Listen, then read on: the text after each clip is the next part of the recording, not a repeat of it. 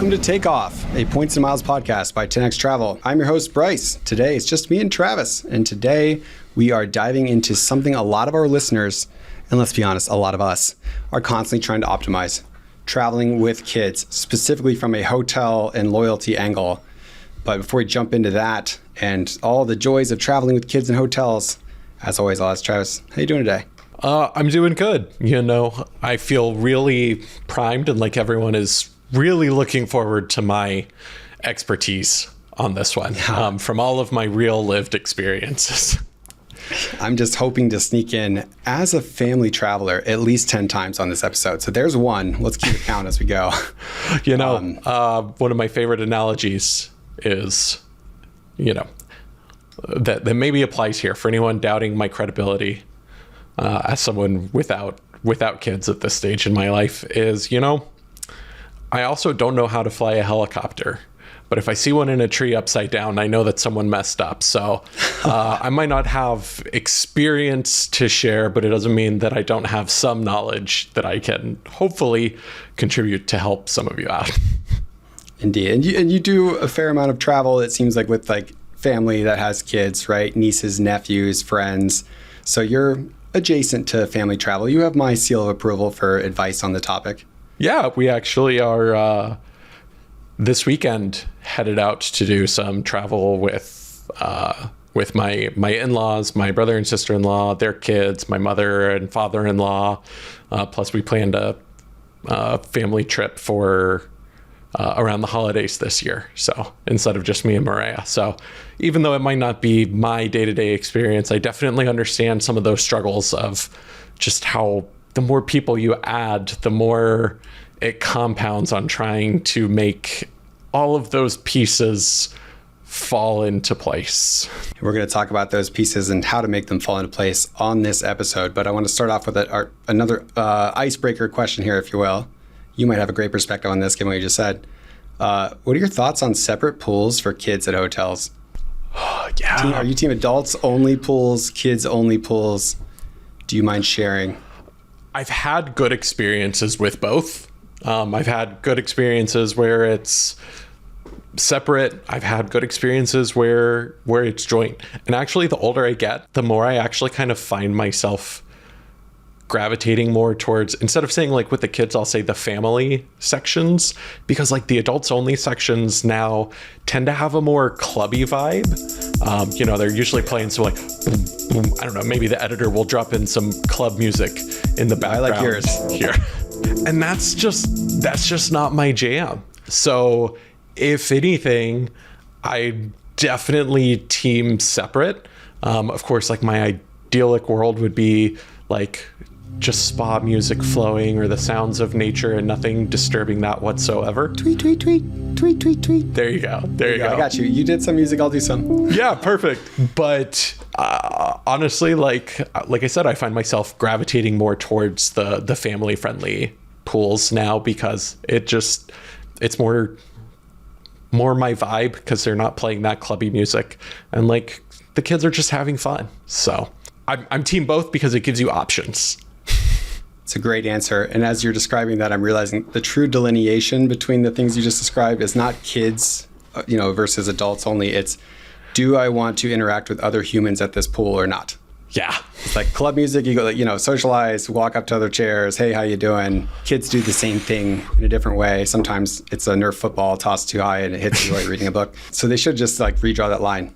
Yeah. Leave me alone or let's chat. And like that's better for Maria too, because she is, when we're on vacation, she's the like, leave me to myself, to my peace and thoughts and probably my book. I'm happy to go up and have a conversation with someone. So for her, it makes it a little bit harder for me to be the extrovert and she'd rather me not. Yeah. I feel like as a family traveler, there's two. I actually prefer that they separate it too. Because like the only thing worse than flying in a plane where your kids are kind of not on their best behavior, we'll say, is being in a pool, same circumstances, kids being a little bit rowdy. And then there's like the couple sitting there reading a book. They hop in and like have like a quick little splash. And your kids are like playing like some water game that involves splashing your water guns. And you're just like that constant look of, I'm sorry, but I can't stop this. Yeah. But it's so I like to keep separate. If there's that option, you know that they've at least chosen to be there and chosen to be in that environment. Yes, and depending on how your kids are behaving, they might quickly change that decision. So if you here's our first tip of the day. If you need chair space at a pool, just have your kids start splashing whoever's in that chair, and boom, you got it. Maybe they'll even leave the towel. Yeah, and honestly, like, the older I get, the more I realize kids being obnoxious versus adults being obnoxious. I give a lot more grace to the kids. So seems fair. Yeah. The pool without obnoxious adults has yet to be divided, but I will stay at whatever property does that first. Yeah. I'm trying not to get too many comments from the parents out there being like, don't say the kids are obnoxious. Yeah, but again, as a family traveler, that's three. Sometimes kids are being obnoxious, and I'm talking about my own kids here as well, and that's okay. Like, kids are going to be kids. Yeah, exactly.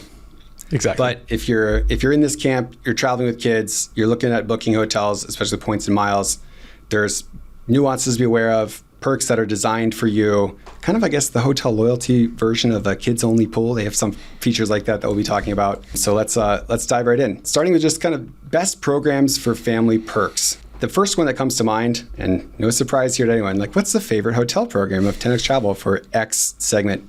Hyatt. Right? I think that Hyatt is top of the list here, best for family travelers. You got the elite status perks, free breakfast, confirmed suite upgrades, huge when you're traveling with multiple people. But kind of more importantly, like, larger base room sizes at many brands. Like, I can't think of a Hyatt I've stayed at recently where it's like, wow, this room is quite small. Usually quite spacious. The Hyatt Place, Hyatt House, you have the ones that are kind of designed for a little bit more room to run around. And Hyatt also has a family plan rate where you can book a second room at 50% off the standard rate.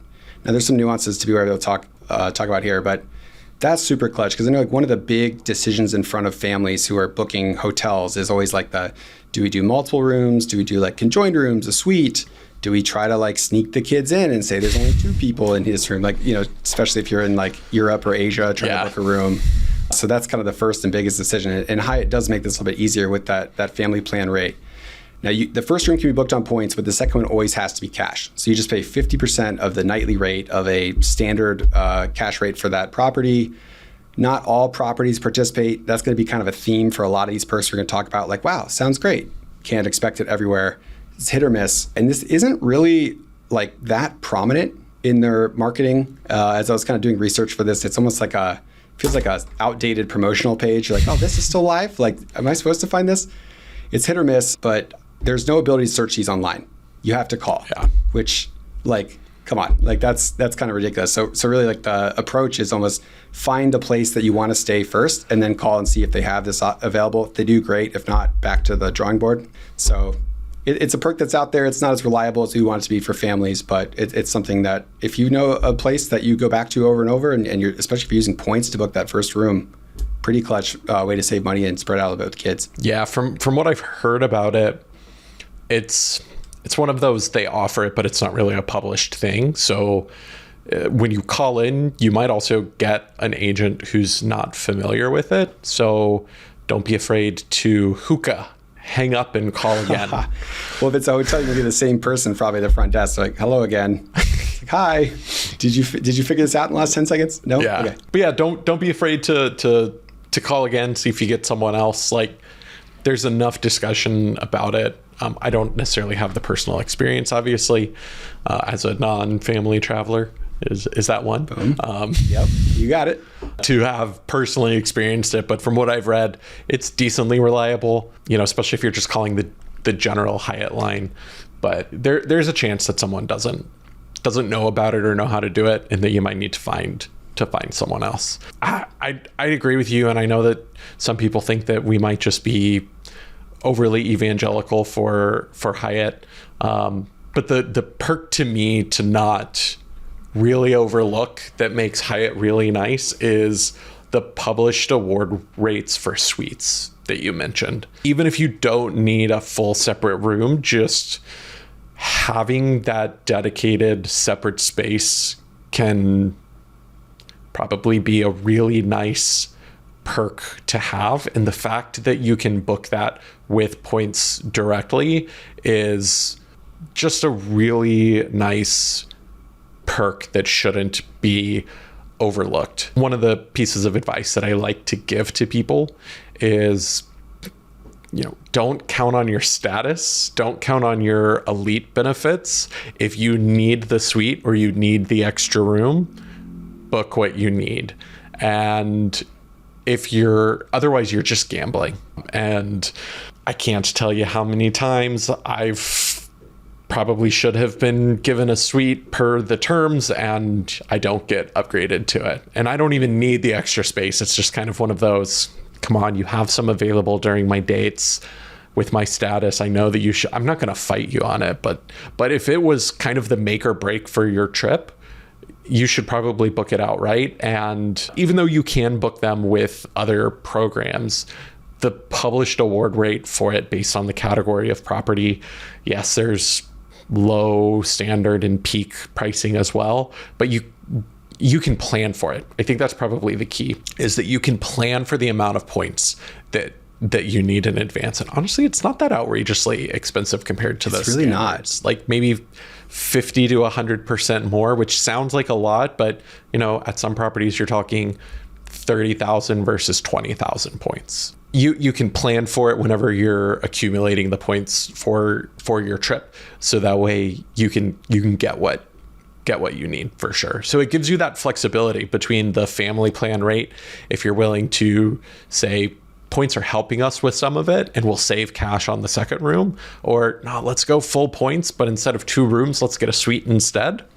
Like it's overall a win-win and gives you that flexibility, because I imagine for people with younger kids, they probably don't want the separate room. They probably would prefer the suite. So it gives you that flexibility there. Whereas, if your kids are a bit older, a little bit more responsible and trustworthy, which I'm sure everyone's kids are, then you can do the separate rooms. Yeah, if you want. But it gives you that flexibility, and that's nice to have. Yeah, I feel like that in the suites, there's kind of some nuance to that too, because the situation that I think many traveling families have been in, or should I say as a family traveler for, is you have young kids, you have a hotel room, could be a suite or otherwise, but there's not a separate bedroom. Kids go to bed at, 8 o'clock, 8:30, whatever your kids are. Adults don't. What are you going to do? So you're either sitting there in the dark, laying in bed, playing with your phone, or hiding in the bathroom, after the kids go to bed, and drinking wine out of styrofoam cups. But it's just that is kind of what you're trying to get, is separate sleeping schedules for adults and kids. And being able to book that suite up front is helpful. And you mentioned that you never fight them on it when you think that there might be an upgrade. I actually am just reminded of a time that I did fight them on it, and it worked. I was at a wedding in San Diego. There's a Hyatt in Mission Bay, I think it's called. And I got a guest of honor cert that I was using. Had 2 standard rooms booked, going to check in, asked, do you have any suite upgrades available? And guest of honor should be treated as a globalist. They're no, you don't. And I whip around my Hyatt app and I'm like, that's funny because you're selling one tonight that I would really love. And they gave it to me. Nice. I'm either going to get kicked out of the hotel or upgraded, but to avoid the whole drinking wine in the shower with a plastic cup scenario, I'm willing to risk it. And I did, and it paid off. So, that worked. I'm going to take a little side journey. It is a little sad that it's not really sad for the environment, but it's kind of sad that, most hotels now do glass cups and stuff instead of the plastic wrapped plastic cups. Because I remember growing up, there was a period where my dad, he didn't travel a ton for work, but traveled a little bit.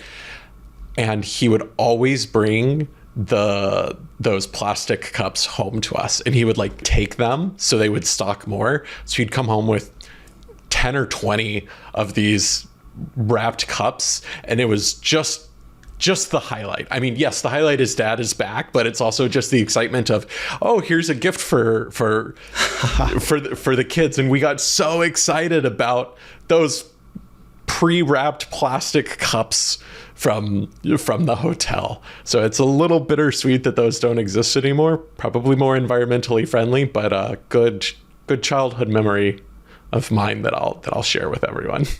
Yeah, and as a family traveler, 5, there's a great on-site use for those that's underrated: bath toys. You got to give kids a bath.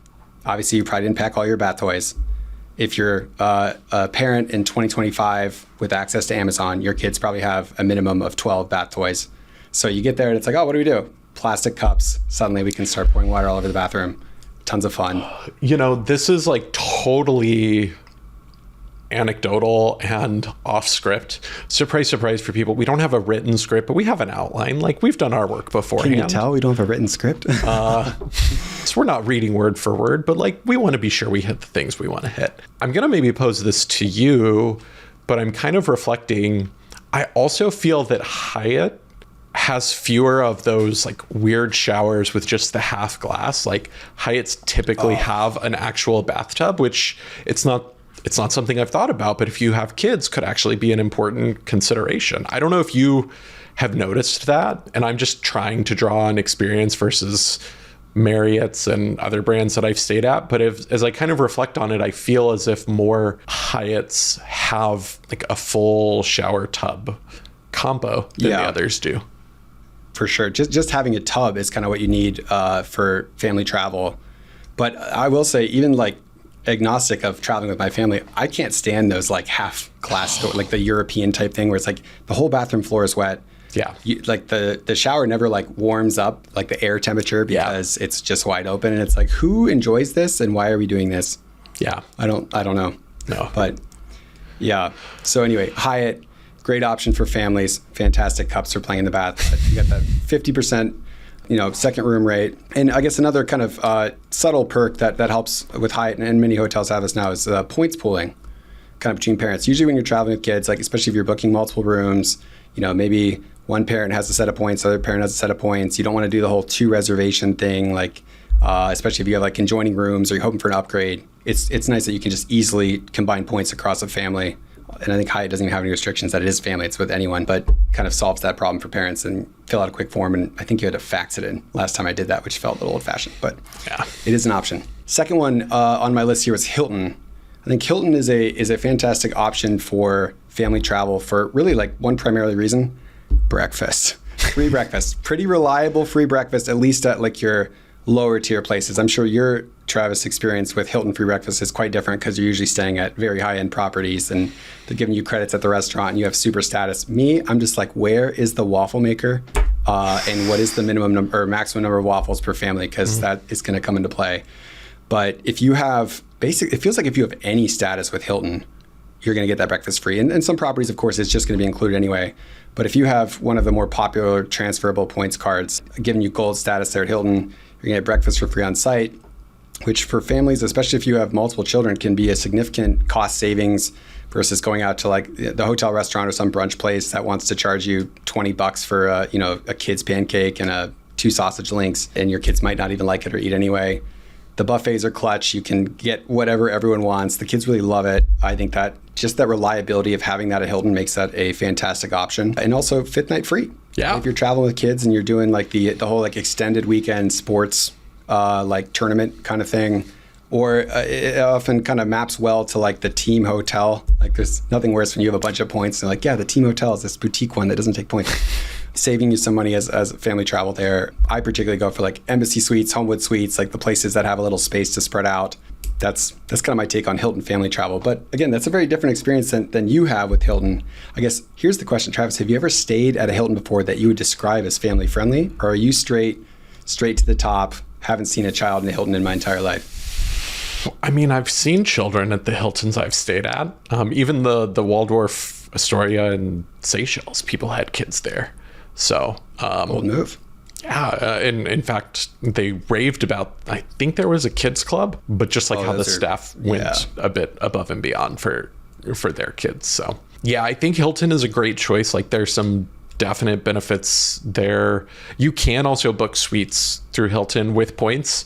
The downside is it's not really a published rate, and sometimes they're astronomical in points. So I'd bump it down a tier just for that kind of general availability. I feel as if the area where Hilton really excels for families is more of that domestic travel, less of that vacation-based travel. Domestic or Europe, etc. Like you mentioned, those places where you can find an Embassy Suites, a Homewood Suites, those aren't typically more, I'll call them resort destinations, which isn't everyone's vibe, right? So it can be a good option if you're not looking to take a resort-based type family vacation. If you're not, it can be a really good option, especially once you stack the 5th night free. If you're transferring points, the transfer ratio, I've talked about plenty on previous episodes about how the transfer ratio can definitely take some of the sting out of it. It's probably easily my second behind Hyatt for the best options for family travels. For a lot of the similar reason, it's just not, they're just not quite up to the same standard. But you do get some of those brands that are solidly known for their family travel reputation, like Embassy Suites, where, you know, you get probably a pretty consistent brand experience that you know will be family friendly. Yeah, incredibly consistent, almost to the point where like you forget what city you're in. Great for consistency. And also with Hilton, you have to say footprint. It's like wherever you're traveling, there's going to be a Hilton, probably at least at one Hilton nearby. You know, and those Homewood suites are super clutch with, you know, even if you have to maybe cook for your own meals, right? Maybe you have a child that has some sort of like food allergy or intolerance and you need to do that yourself. Being able to have that access at a place that doesn't, you know, cost $1,000 or more per night is super clutch. And of course, like refrigerator space beyond like a mini fridge for saving food for kids and leftovers and all that. So yeah, Hilton comes in at number 2. And I feel like the one right behind it here on the list for me, Marriott is quite similar in that you have big footprint, lots of brands to choose from. But the one, I guess, downside of Marriott seems to be more of a mixed bag in terms of like elite benefits, upgrades and such. Like they've gone so, it just feels like stitched together brands from past you might as well walk in, spin a wheel, be like, what are you going to get here? Breakfast in a suite. Here it's like, plastic cups that are wrapped up and we stole them from a dental office. So that's my experience with Marriott. But again, same kind of vibe too, where it's like there's the super high-end places that you might have more familiarity with. I don't tend to go there as much with family travel. You got the 5th night free. You got status that's not impossible to earn. Giant footprint brands to choose from, and a number of those like larger kind of home style properties that you can stay at. So great for families. Yeah, I generally agree. The kind of overall vibe I get from Marriott is more business travelers, luxury couples, destinations, less prioritizing family travel. And it's not that there's not great properties in the Marriott portfolio for family travel. In fact, my in-laws love going to, there's a JW Marriott resort outside of San Antonio that they love going to, especially with their nephews, or my nephews, sorry, it's their grandkids, that they've told me such great things about. So it's not that there's not them there, it's just a bit less of a brand priority than the others. You know, you can also, book suites with points, but usually there's a cash copay with it as well. So copay, it's a good word. Yeah, it starts to take some of the excitement out of your trip that you're booking with points. You know, they don't have the like 50% off benefit. I'd probably, out of the ones on our list, actually put Marriott at the bottom for me. It's not that you shouldn't look at it. There's some particular reasons to look at it, but overall, it's probably like the one that I don't want to say like avoid, but it would just be the lesser priority. Yeah, that's fair. Although the one bright spot of Marriott for family travel is the Disney connection. Mm-hmm. Swan and Dolphin property down in Orlando. I think it's attached to Epcot. Can book it with points. Like it's a Marriott property, but it does come with the kind of like Disney property perks, early park entry and all that. They have like activities there on the hotel property that kind of blend into the overall Disney experience. So I do see a lot of family travelers, that I talk to who are looking at Marriott. That name comes up quite a bit, and it's one that we booked ourselves and really, really enjoyed. So there is that one bright, shining spot on the hill to chase, but otherwise, yeah, have fun at the Renaissance. That's my vibe too. And then last one here on my list, and I think I would agree with you, this is pretty similar to Marriott, would be IHG. IHG has, I guess for most people, especially in America and especially family travelers, IHG might as well be called Holiday Inn. That's kind of like your only touch point with it, which great for family travel. consistent breakfast, kids stay and eat free. You're going to have a very consistent experience across those different properties. What city am I in type of vibes. I don't think Holiday Inn has jumped on the whole Euro shower remodel path yet, at least in my experience. Still have like the tubs, generally clean, nice, predictable, and I guess, property footprint, not quite what you're going to see with Hilton and Marriott, but I would say better than Hyatt. So I typically find myself at IHGs for like those weekend dance competitions, like those types of, we just need a functional place to stay. We're not going to be here a whole lot. Free breakfast, it's predictable, and you're not going to get wowed, but that's kind of family travel. Yeah, I agree with a lot of that, but I elevate IHG over Marriott specifically because of the Holiday Inn brand. The fact that they really have this strong, dedicated brand towards family travel, and it can be easy to view Holiday Inn as the local hotel, but there's a number of Holiday Inn resorts that have really stepped up. I'm confirming this before I speak. Yeah, there's a Holiday Inn in the Maldives. So, it's a Holiday Inn resort, and honestly, like, the pictures look kind of nice. So I think they've done a good job of recognizing the value that the Holiday Inn brand brings to family travel and the value that it provides, and have realized that it doesn't just have to be your local stay hotel, that you really can make it into that family-centric resort brand in a way that I don't think anyone else is really doing. Hyatt a little bit on some of their all-inclusives, but in general, the Holiday Inn resorts are probably a really, really nice option for family travelers. Throw in their kids stay and eat free benefit, and it might not have the same points perks, but you get those experience perks. And honestly, I imagine when you're traveling with kids, they don't care about how many points you paid. They care about their experience that they get. Yours do. I'm kind of an edge case. Yeah. You're the exception to the rule. Most of them are going to care about their experience, and their experience is probably going to influence yours.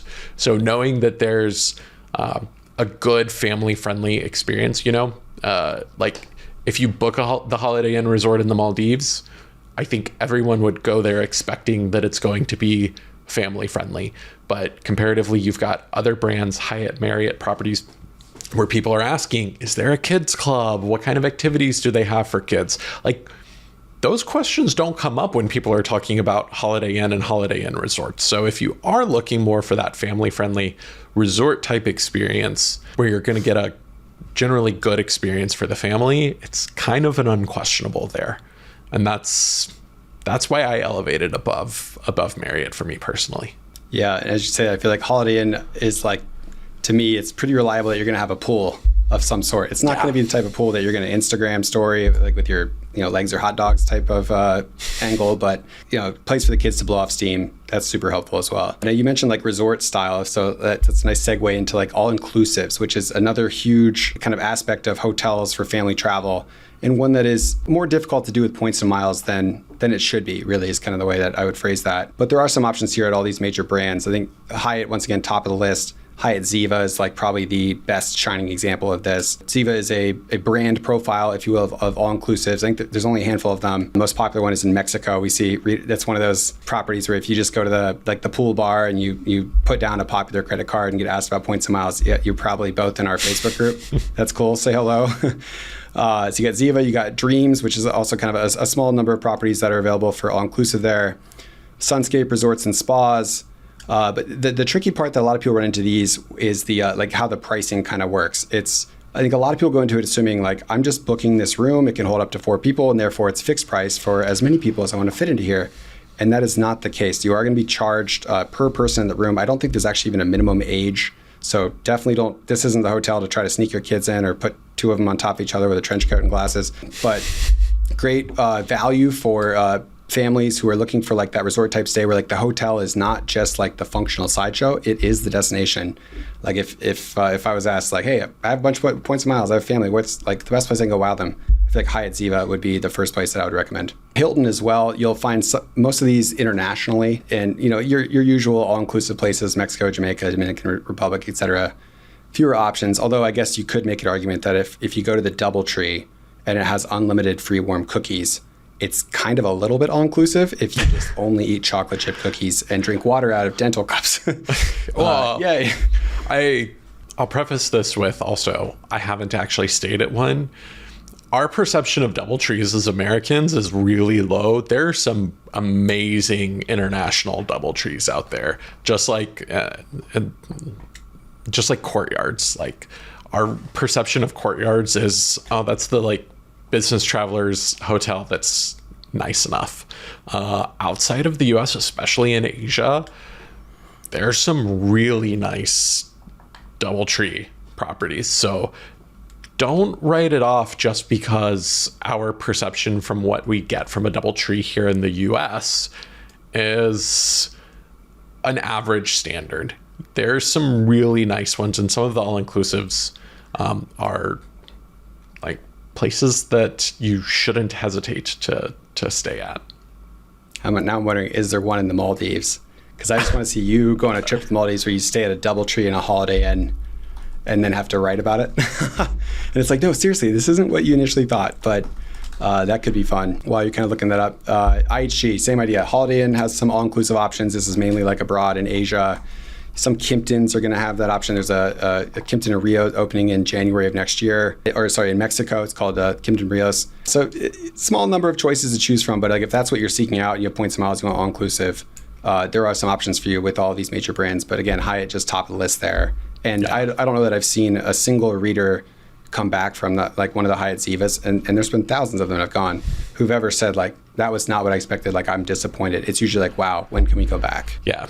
Everyone I know who's gone has had a good time. I'm always pointing people to if they want that resort style family all-inclusive, which often starts feeling like this shrinking window, there's a clear answer. And it's the Hyatt Ziva in Cancun. I believe there's one in the Dominican Republic now. Yes.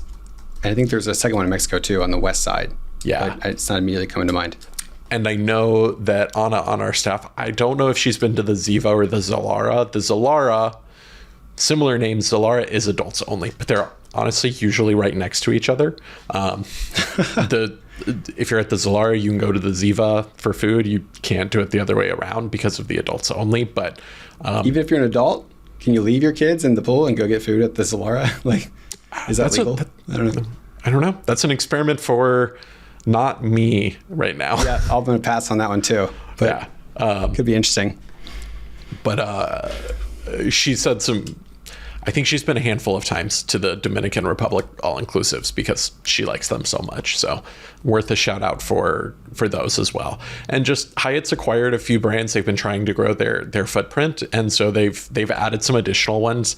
The Ziva is still really the kind of known family one. The Dreams brand that Bryce mentioned is meant to be kind of a more luxurious family all-inclusive experience. So Hyatt really takes the cake there. Marriott, same deal as before. Like, that's just not the demographic that I think they're necessarily targeting, and that's okay. That's their strategy. There's some options. Again, don't write it off, but don't expect it to be quite as nice. And of course, I already threw out the Holiday Inn resorts for IHG. Some of those are all-inclusive.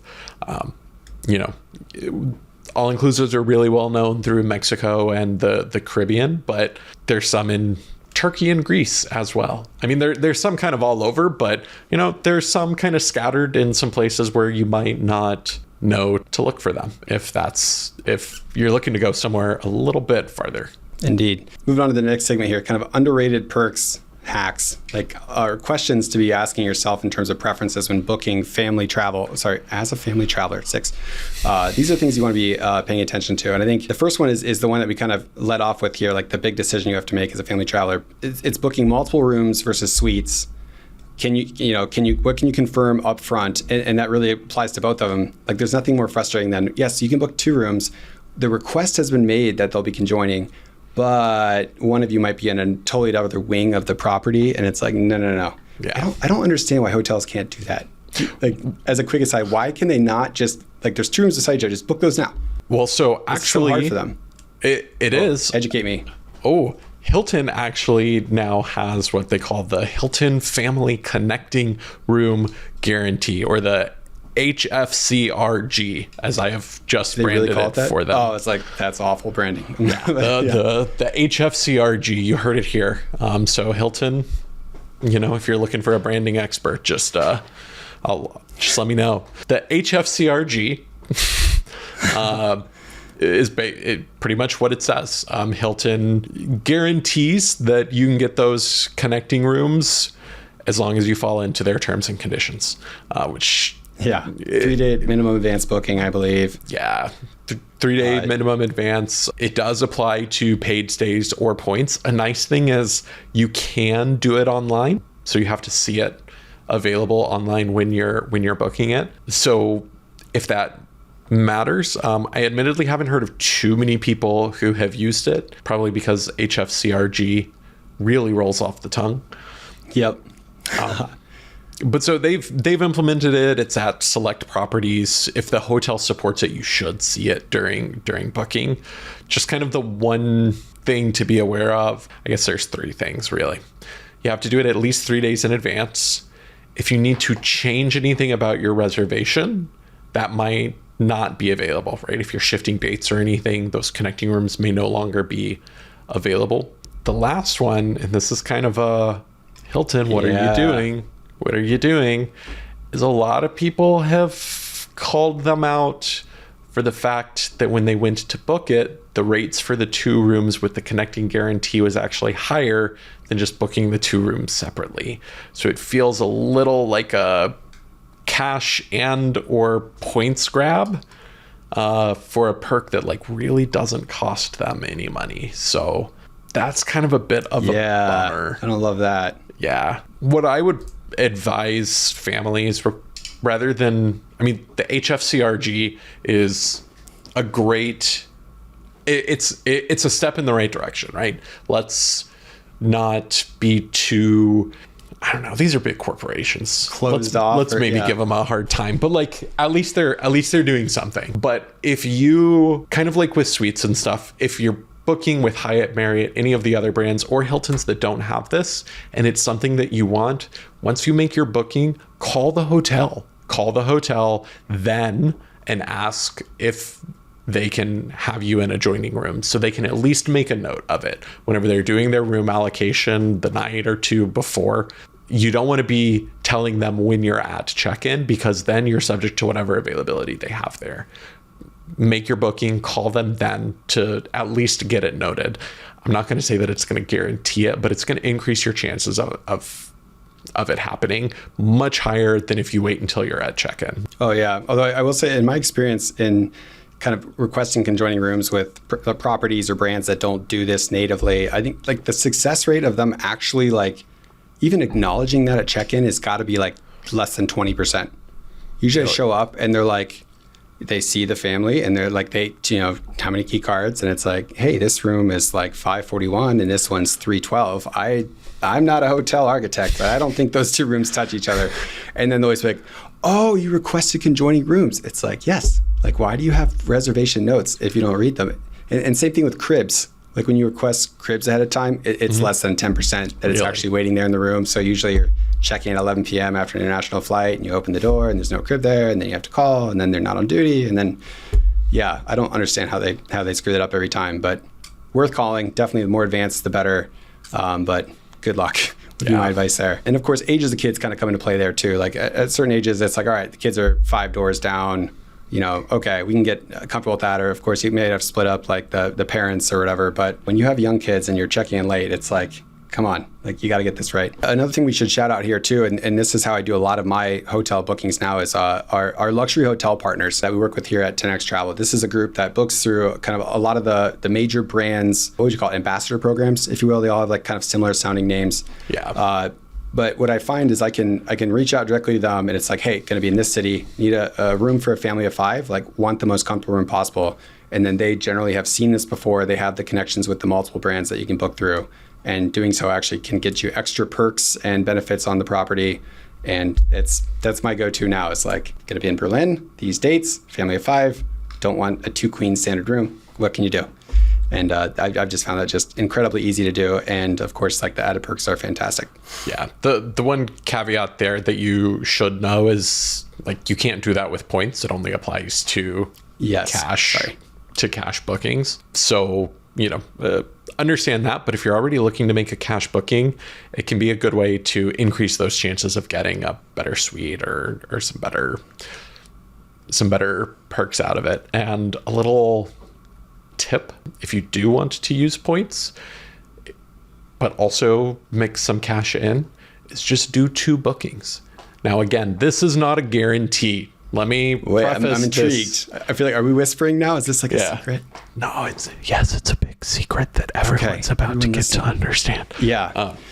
Don't tell anyone, but we're about to tell you. Like this is a huge caveat that this is not a guarantee. So you should not do, just like everything I say, if you absolutely need 2 rooms or you absolutely need the suite, just book that first.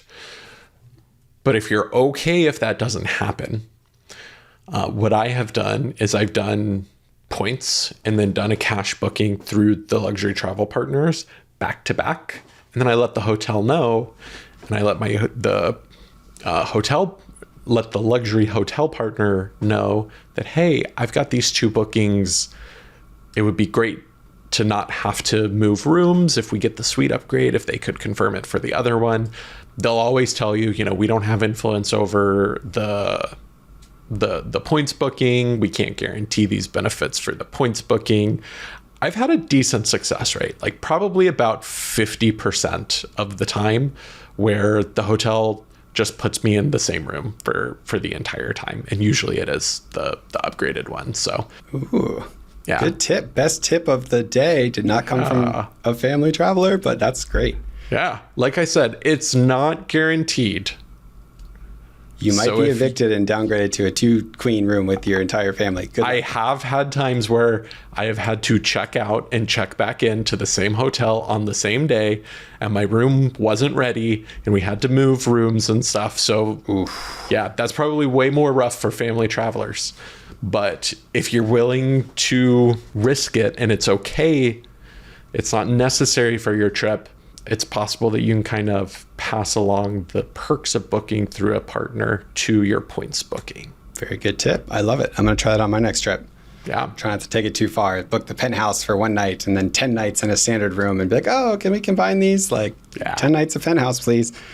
I don't think that one would work, but that one would probably be pretty hard. It worked for us. We just got back from the Ritz-Carlton Reserve Necahui in Costa Rica. Not Necajui. I learned that when I got there, and thankfully I didn't say Necajui out loud. But they very quickly said, "Welcome to Necahui," and I was like, "Okay, I know why you're being sure to say this." We had booked 5 nights with points, and I think 1 night with cash through the luxury partners. And I told them, like, we love a plunge pool, so actually, because they have rooms with a plunge pool, and so we told the luxury partners we'd prefer a plunge pool over a suite. And also, we've got this points booking that we're showing up for before this. And sure enough, when we got there and checked in, they said, oh, we've upgraded you for your entire time to a room with the plunge pool. So actually worked out pretty recently for me. You're the man with the plan with the sneaky upgrades. I love it. Yeah, it wasn't guaranteed. I gotta level set expectations with everyone. So if you're getting annoyed at me, well, it's not guaranteed. I'll stop there. Yep. Yeah. Good disclaimer to add. Don't want to be the person in the lobby demanding that you book the pineapple suite and that you're sure of it. And White Lotus fans would know what I'm talking about. But never a fun spot to be in. Next thing I'll talk about is kind of how this changes in like traveling with toddlers versus teens. like how your hotel needs change, or when you start to explore other options. I'll speak to my own experience here as well as a family traveler. Is it seven? We have gone, and I guess another layer I'll hang on here is like how many kids you have. I feel like if you have one kid who's under the age of 4, like hotels, I go straight to that. It's not that inconvenient. You get the crib. Like that's kind of the only place I look. But as your kids get older or as you have more kids, that's when I start to tilt toward Airbnbs, just for like the separate sleeping spaces, the places to kind of hang out versus like just a hotel room or trying to hang out in the hotel lobby. Definitely starts to tip more toward Airbnb and the variety of the properties you can choose from. So now having 3 kids, I start my searches at Airbnb, and I only go to hotels basically if I can't find something that I really like on Airbnb. But it didn't used to be that way. And we do see that across our family travelers at 10X too. Like fewer kids, younger kids, more likely to be at a hotel. But at some point, it almost becomes like this isn't designed to serve your needs, and there's not a lot of great options for you as a family traveler. Yeah, I mean, it's allowing your points and miles approach to be adaptable, and it doesn't have to be a one size fits all. This obviously isn't an option if you're needing or wanting to use points to cover your entire trip. You can't book Airbnbs with points. Maybe the Marriott homes and villas. Honestly, this is not in our notes, so I don't know off the top of my head if you can book those with points. Maybe we'll believe you can, but it's an outrageous rate. I recall looking at this and seeing like 1.8 million points for like a 4-night stay, and I was like, no.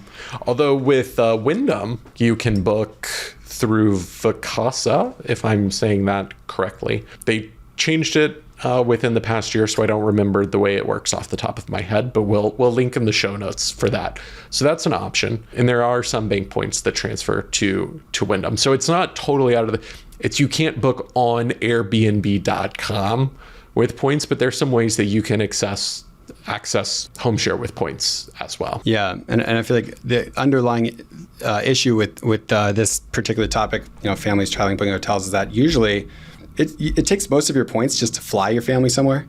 So most families do not have a lot of leftover points to start like hotel shopping. And I think a lot of people end up in that situation. They think that maybe they did something wrong from a strategy standpoint. No, it takes a lot of points to fly your family somewhere. And if there's not leftovers for a hotel, particularly a nice hotel you're excited about, you are entirely normal. And like all the other readers we see, and like putting together an entire family trip with like virtually no money out of pocket because you covered on points is nearly impossible. And even if doable, will sacrifice value on future trips too. So a lot of families just end up saving those points for the flights. We talk about kind of breakfast, best program for consistent breakfast. I'm going Hilton on this one. Hyatt, you get some of those in the mid-tier brands. Those are really the only 2 that I would even mention in this regard from a family breakfast type of approach. But it sounds like you agree. Yeah. Hilton Hyatt, yep. I mean, waffles all day. Now I'm craving those waffles. And it's like, I don't know why at every single hotel in the US, it's like, there's a monopoly on the waffle batter manufacturer, but it's hard to get better than that. Like there's just something about it that tastes so good. Fresh right out of the skillet. Yeah, it's sometimes the parents enjoy them too, not gonna lie. Best chain for low points bookings, or I guess best value per point.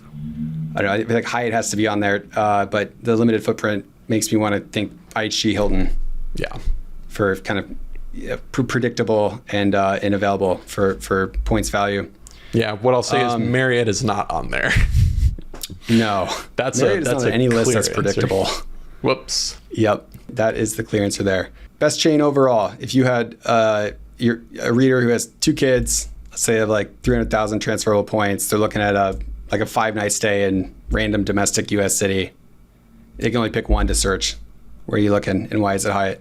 Actually, like the fact that our producers are limiting me to the US, I'm probably going to go Hilton on this one. Oh, okay. I think with the 5th night free benefit, and most hotels that are family friendly are going to be probably in that 50,000 point per night range.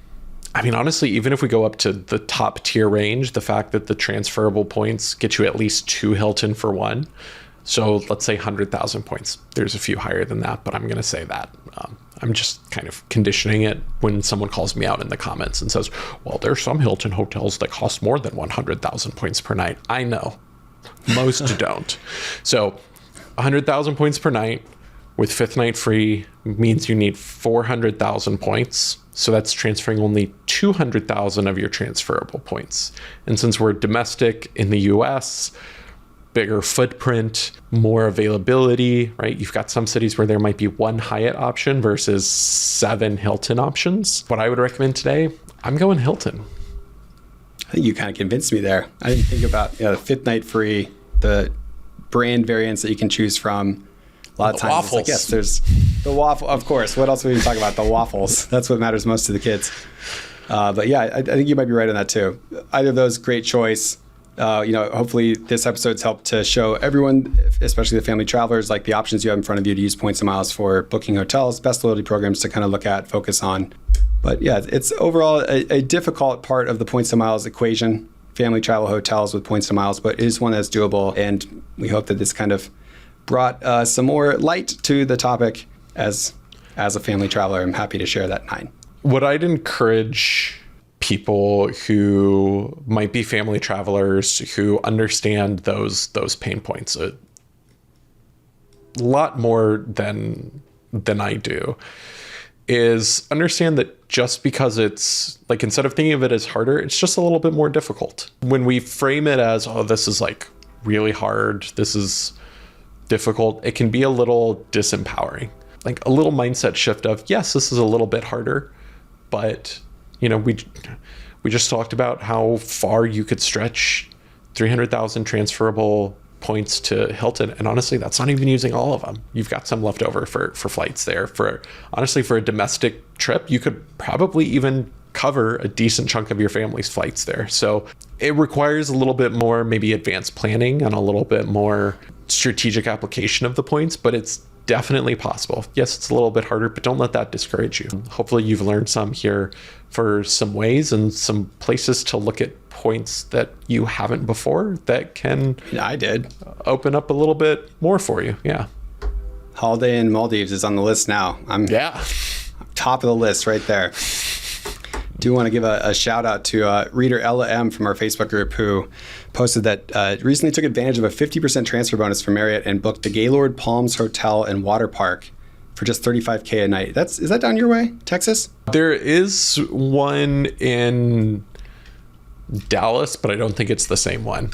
Okay. Palms is Palms Hotel and Water Park, Florida. Oh, awesome. Is it Orlando by chance? Or Kissimmee. I don't actually know how to say that. I think it depends on where you're from. It's one of those spots. Mm-hmm. But anyway, Ella recommended this one for families, said it was an amazing resort, great deal. Oh, and they had free shuttles to Disney.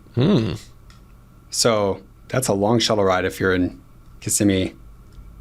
I'm guessing that's in Orlando. But either way, great. Thank you, Ella, for sharing that. We love seeing the points and miles wins for family travel, especially when Disney's attached to it. That one just always gets all the engagement from other families. Like, wait, Disney? Money saving? What did you say? So we'd love if more of you would share your listener win stories like that one in the Facebook group. We would love to highlight it on a future episode. And I know especially for as a family traveler, boom, I just did it, there's 10.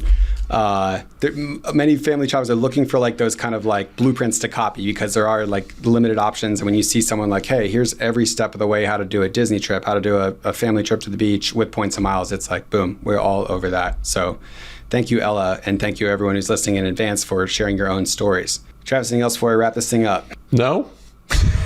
All right. I wasn't expecting much. Well, so folks, that's a wrap on today's family-friendly hotel loyalty showdown. Hopefully you picked up some new ideas and maybe even reconsider which programs are actually worth your time. I know I did. If you're new to this whole points thing and you just want to get your family strategy dialed in, check out our free course inside of My 10X. That's linked in the show notes or at my.10xtravel.com. It's quick, it's easy. It'll teach you everything you know about how to start saving big on your next family trip. If you're still not sure how to put everything together, or you have kids who are taking a lot of your time and attention, consider joining 10X Travel Plus. That is our paid membership program where you can actually call in and get 2 one-on-one consults per year. Or there's another perk, you can just have us kind of book the thing for you. I know it helps a lot to take something off your plate as a parent, and that is a feature that we offer for you. Everyone else, until next time, keep earning, keep redeeming, keep those snacks stocked when you're traveling with kids. Trust me, you're gonna love that. Lollipops in particular. Works great for other people's kids too, who are kind of losing it. It's like, here you go. I am a guardian angel who's helping you. But for Travis and myself here at 10X Travel and all the family travelers who are listening, thank you for listening to Take Off, a Points and Miles podcast by 10X Travel. We'll talk to you again next time. Bye. See ya.